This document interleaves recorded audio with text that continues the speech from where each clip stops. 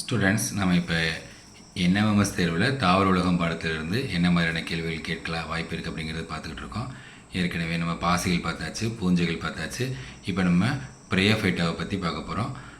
பிரயோஃபைட்டாவை பற்றி பெருசாக ஒன்றும் கிடையாது. இது ஒரு பழமையான தாவரம் அப்படிங்கிறத ஞாபகம் வச்சுக்கணும். பிரயோஃபைட்டா வந்து நீரிலும் வாழும், நிலத்திலும் வாழும் இருவாழ்விகள்.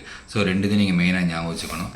அதுக்கடுத்து பார்த்தீங்கன்னா இந்த பிரயோஃபைட்டா வந்து ரைசாய்டு எனப்படும் வேரிகள் மூலம் வளர்த்தளத்தோடு நிலையாக ஊன்றப்படுகிறது. வளர்த்தளத்தோடு இதற்குள்ள தொடர்பு என்ன அப்படின்னு கேட்டிங்கன்னா ரைசாய்டு எனப்படும் வேரிகள்.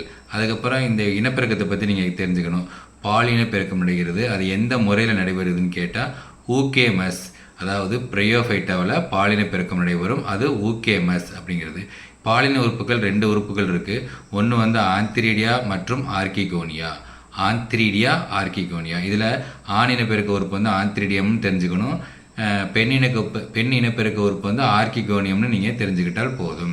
அதுக்கடுத்து ஒரு வாரத்திற்கு பாருங்கள். இந்த கேமிட்டோஃபைட் சந்ததியின் முதல் செல் வந்து எதுன்னு பார்த்தீங்கன்னா ஸ்போர்கள் அப்படின்னு பார்த்தீங்கன்னா பிரயோஃபைட்டா வந்து 3 வகைப்படும். ஹெப்பாட்டிக் ஆப்சிடா, ஆந்தோசெராடாப்சிடா, பிரயோப்சிடா. இதை நீங்கள் தெரிஞ்சு வச்சுக்கணும். அதாவது பிரயோஃபைட்டாவோட வகைப்பாடு ஒவ்வொன்றை பற்றி நீங்கள் லைட்டஸ்மாக வாட்ச் பார்த்தாலே போதில் பெருசாக ஒன்றும் முக்கியமானது ஒன்று எனக்கு தெரிஞ்சு இல்லை. அதுக்கப்புறம் பார்த்தீங்கன்னா பிரயோஃபைட்டாவோட பொருளாதார முக்கியத்துவம். மண்ணரிப்பை தடுக்கக்கூடியது எது அப்படின்னு கேட்டால் நமக்கு தெரியணும். இது பிரயோஃபைட்டா. மண்ணரிப்பை தடுக்கக்கூடிய தாவரத்தோட வகை வந்து பிரயோஃபைட்டா. அப்புறம் இந்த பூஞ்சை வந்து ஸ்பேக்னம் அப்படிங்கிற பூஞ்சை வந்து நீரை உறிஞ்சக்கூடியது. நீரை உறிஞ்சக்கூடிய பூஞ்சை எதுன்னு கேட்டால் ஸ்பேக்னம் அப்படிங்கிறது தெரிஞ்சுக்கணும். அடுத்து வந்து பார்த்திங்கன்னா டெரிடோஃபைட்டுகள்.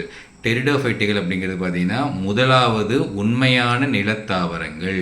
முதலாவது ஃபஸ்ட்டு உள்ள உண்மையான நிலத்தில் வாழக்கூடிய தாவரம் வந்து எதுன்னு கேட்டால் டெரிடோஃபைட்டுகள் அப்படின்னு சொல்லலாம். இதில் சந்ததி மாற்றத்தை பற்றி கொடுத்துருக்காங்க. ஒரு வாட்ச் பார்த்துக்குங்க. டெரிடோஃபைட்டா வந்து 4 வகைப்படும் அப்படிங்கிறத நீங்கள் தெரிஞ்சுக்கணும். சைலாப்சிடா, லைக்காப்சிடா, ஸ்பீனாப்சிடா, டீராப்சிடா. ஒவ்வொன்றுக்கும் எடுத்துக்காட்டு கொடுத்துருக்காங்க பார்த்தீங்களா, கீழே கொடுத்துருக்காங்க. சைலாப்சிடா வந்து சைலோட்டம், அந்த இடத்துல சைலோட்டம். அடுத்து லைக்காப்சிடாவுக்கு வந்து லைக்கோபோடியம். அடுத்து ஸ்பீனாப்சிடாவுக்கு வந்து ஈக்குசீட்டம். அடுத்து டீராப்சிடாவுக்கு வந்து நெஃப்ரோலெஃபிஸ். இதில் வந்து கொடுத்துருக்காங்க. அடுத்து லைக்கோபோடியம் கிளாப்மாஸ் எனப்படுகிறது. லைக்கோபோடியத்தோட இன்னொரு பேர் வந்து கிளப்மாஸ். அடுத்து ஈக்விசிட்டம் குதிரைவால் எனப்படுகிறது அப்படிங்கிறது நீங்கள் தெரிஞ்சுக்கணும். அடுத்து டெரிடோஃபைட்டா பிரயோஃபைட்டுகளில் ஒற்றுமைகள் தான் கொடுத்துருக்காங்க. அதை ஒரு லைட்டாக வச்சு பார்த்துங்க. அடுத்து டெரிடோஃபைட்டாவோட முக்கியத்துவம் பெரணிகள். டெரிடோஃபைட்னா அழகு தாவரங்கள், அதில் வந்து முக்கியமானது பெரணி. அடுத்து குடற்புழு கொல்லியாக பயன்படக்கூடியது டெரிடோஃபைட்டா அப்படின்னு தெரிஞ்சுக்கணும். அதில் வந்து எதுன்னு கேட்டால் ட்ரையாப்டரிஸில் உள்ள மட்ட நிலத்தண்டு அப்படிங்கிற வார்த்தையை நீங்கள் தெரிஞ்சுக்கணும்.